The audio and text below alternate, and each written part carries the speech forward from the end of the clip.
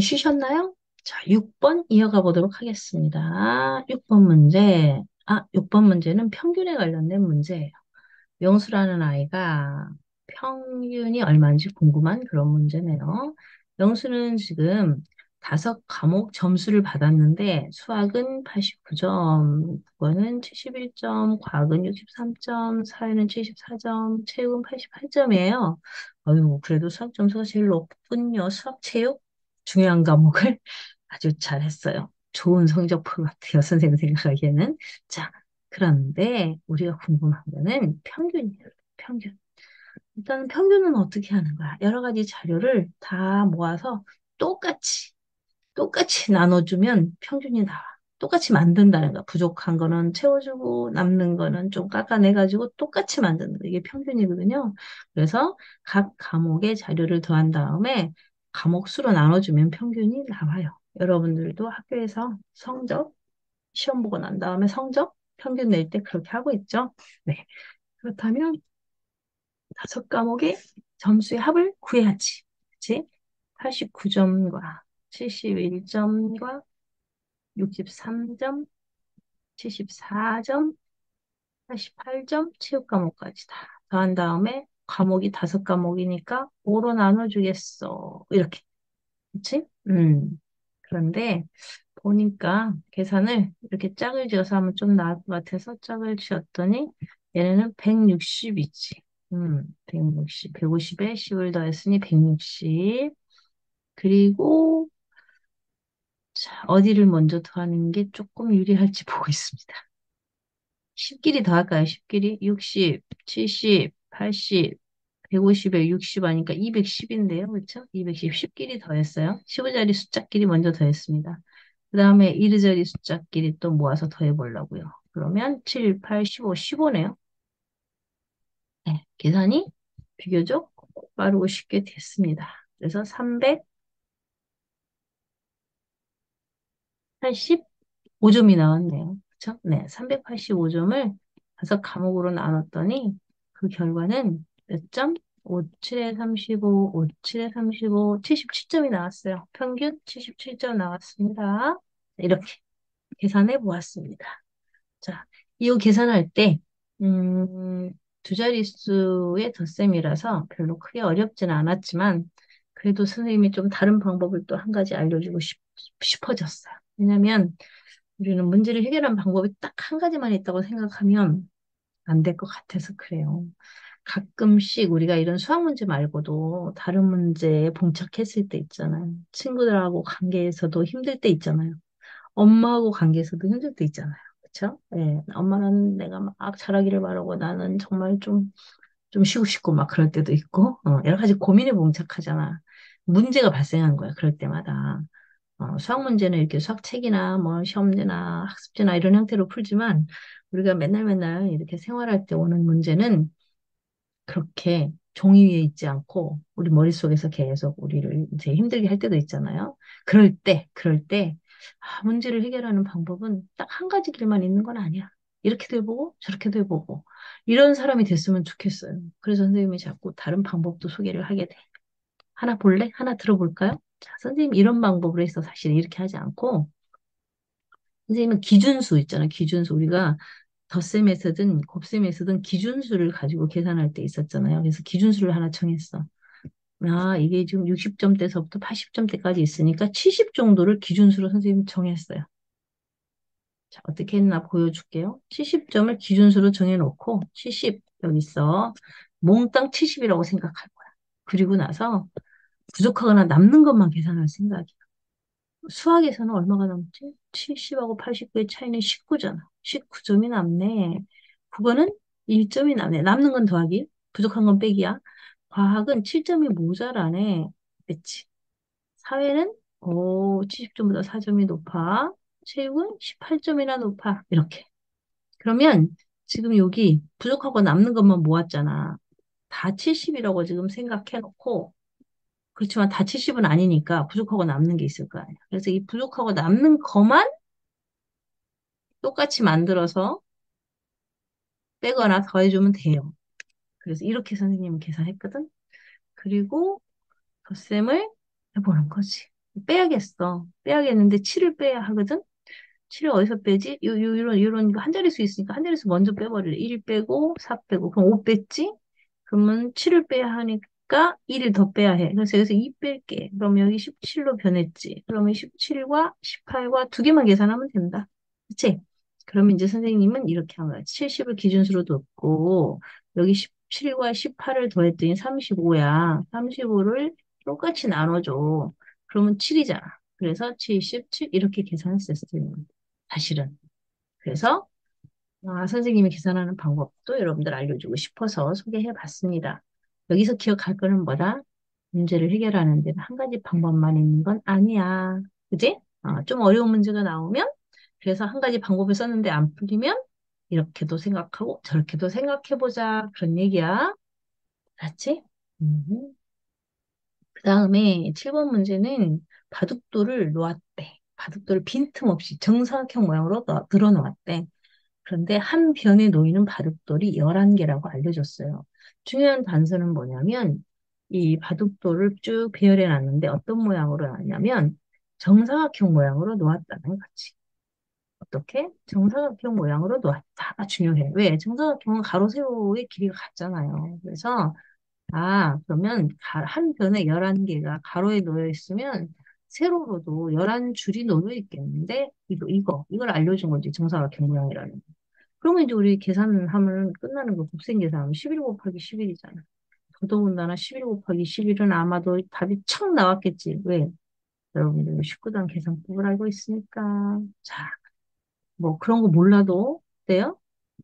그런 거 몰라도 11 곱하기 11이 너무 쉽잖아. 그치? 11이 10번 있고 한 번 더 있다는 거 아니야. 그치? 그러면 얼마? 121이지. 자, 여기서 봐도 이런 게, 121 같은 경우, 여기, 10 곱하기 10, 짠, 100개, 100개, 100개. 그리고 여기 10개, 여기 10개, 그리고 한 개 더. 그치? 그러니까 121이지. 자, 이렇게 19단 원리 이용해서 풀어보십시오. 네. 뒤에도 다 그런데 12개씩 나왔다, 13개씩 나왔다 똑같이 풀어보세요. 그 다음에 8번 문제. 8번 문제는 각도 문제인데 각도 문제, 도형 문제처럼 보이지만 사실 이거 덧셈 뺄셈이에요. 왜 그런지 알겠죠? 알겠죠? 덧셈 뺄셈이에요. 왜 그럴까요? 봅시다. 왜 이걸 선생님이 덧셈 뺄셈 문제라고 하는지. 자, 모든 선은 몇 도예요? 180도예요. 그쵸? 모든 직선 180도죠. 그러면 여기가 180도예요. 180도인데 기억만 몰라. 중간에 있는 기억만 몰라. 그럼 우리 이거 어떻게 해? 아니, 빼서 계산할 거잖아. 그러니까 뺄셈 문제 맞잖아요. 그쵸? 60도 빼고 뭐도 빼. 75도 빼고. 그럼 남는 기억이 나오겠지. 빼고 또 빼긴 해요. 빼고 또 빼기는 어떻게 하면 좋겠어요? 모아서 한 번에 뺍시다. 모아서 한 번에 뺍시다. 그죠? 네. 모았더니 얼마예요? 135잖아요. 그쵸? 모았더니 135야. 180에서 135를 뺀다고? 그러면 30, 130 빼고 5를 더 빼는 방법 좋겠어요? 네, 그래도 되고 140을 빼고 5를 돌려주는 방법? 그것도 좋겠어요. 어쨌든 뭐가 나옵니까? 45도 나오죠? 네, 45도. 더좀 뺄셈 문제 맞네요. 그쵸? 자, 그렇다면 그 다음 문제 볼까요? 자, 원의 둘레의 길이를 구하는 문제네요. 반지름이 10cm요. 이런 원의 둘레를 구하는 문제예요. 원의 둘레, 원의 둘레. 지금 우리 3학년 때부터 원을 배웠잖아요. 사실은 교과 과정에서. 그렇지만 원이 있으면 원에는 뭐가 있고 중요한 요소들이 있죠. 원의 중심이 있고, 그죠? 그다음에 여기서부터 여기 10cm라고 써 있는 여기서부터 여기는 반지름이고 이런 용어를 배웠죠. 네, 반지름이 클수록 큰 원이 되고, 그치? 그다음에 반지름 두 개, 지금 이렇게 원의 중심을 지나가는, 여기가 원의 중심이죠. 원의 중심을 지나가는 이런 선분, 가장 긴 선분, 얘를 우리는 반지름의 두 배인 지름이라고 부르죠. 명칭이 있어. 이름. 자, 그 다음에 여기 이 바깥쪽에 있는 선들 있죠? 이 원의 중심에서 똑같은 거리에 있는 점이에요. 그렇죠? 네, 여기 이렇게 오면 요 점, 그다음에 여기서 이렇게 가면 또 여기 점들이 무수히 많은 점들이 있을 거잖아요. 그렇죠? 이 점들이 다 어떻게 돼 있는 거지? 이어져 있는 거야. 이 원의 중심에서 똑같은 거리에 있는 점들이 쭉 무수히 많은 점들이 쭉 이어져 있는 거죠. 그렇죠? 예.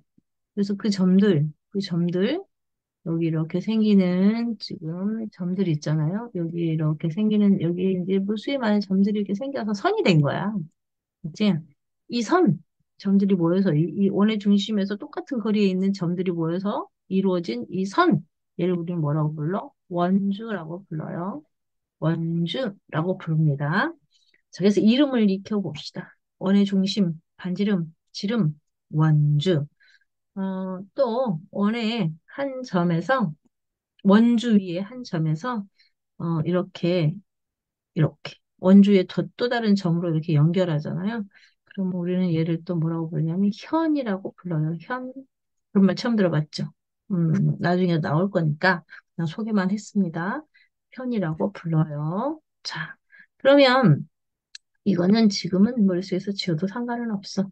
그런데 여기 지금 낯선 용어가 나왔잖아요. 지금 원의 둘레의 길이는, 그 원의 둘레의 길이는 뭐라고? 원주는 그 말하고 똑같아. 자, 몇 cm냐고 물었는데, 이 밑에 괄호 안에 원주율이 3.14라고 그걸로 계산하라고 했어요.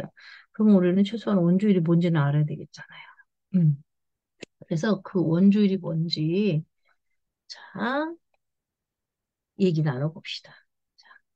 선생님이 위쪽에 원주율을 지금 설명을 해놓는다고 해놨죠. 뭐라고 써 있어요?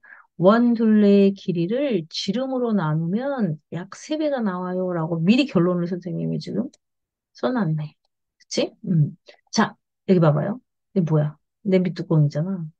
이 냄비 뚜껑을 선생님이 여러분들한테 소개를 하려고 얘를 여기가 지금 원의 중심일 거잖아요. 그래서 냄비 뚜껑의 손잡이에 여기 있다. 여기가 지금 원의 중심일 건데 여기서부터 여기를 이렇게 쟀단 말이야. 그럼 얘가 지름일 거잖아. 그치? 동그란 원이잖아, 냄비는. 그치? 그럼 얘 지름이야.